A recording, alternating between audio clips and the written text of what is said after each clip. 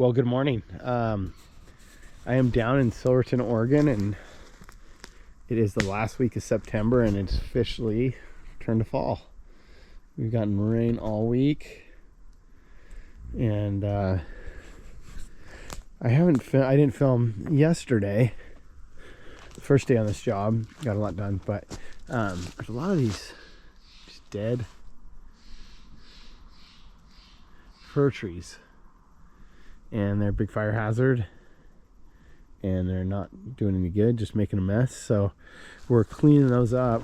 It's very dense, a lot of them, so it's going really good. They softwood. I actually just put new teeth on the machine like 2 weeks ago, and then last week the main bearing, or one of the two main bearings in the mulching head, failed, and so I was out for a few days waiting for parts and getting that torn apart and putting back together.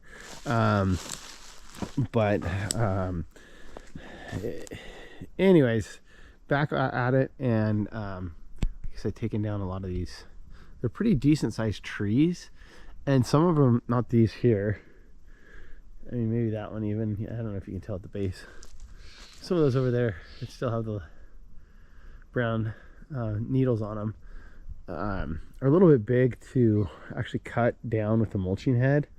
You're supposed to limit to 8 inches. I go bigger all the time, but you actually can't get all the way through something that big unless it's angled.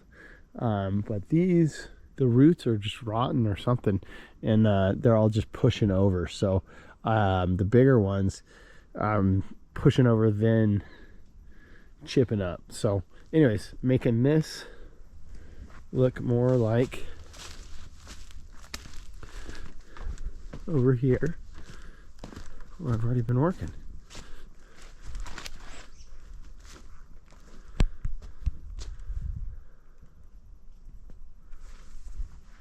All right, well, I'm going to start time lapse and do a time lapse. Hopefully it can show kind of some of these big trees and how quick this machine chews them up. Obviously a harder wood wouldn't go as fast.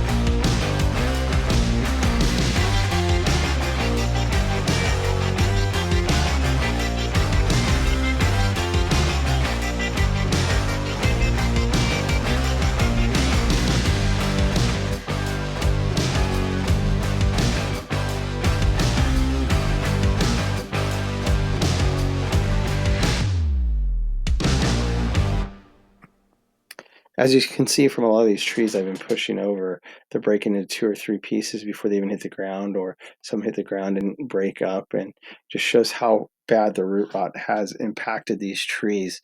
Root rot is pretty common in noble firs. Typically it's in areas where the water doesn't drain well, and this is on a hillside, and so I'm not sure why they've been impacted so much in this area. But the homeowners wanted to get them cleaned up before they have a wildfire in this area, and hopefully this will help prevent the damage or limit the damage of forest fire in this area for them. It kind of reminds me of when I was a kid. I grew up in Northern California, north of Lake Tahoe, and that area was impacted by tree beetles, and that contributed to a lot of the wildfires that they've seen over the past couple decades in Northern California. As you can see, I backed into my tripod, so I didn't get a ton of footage, but here is a shot pushing over 5 or 6 of these trees and how easy they go over. These are probably 40-50 foot trees, and they just push right over and mulch up relatively easy for trees this size.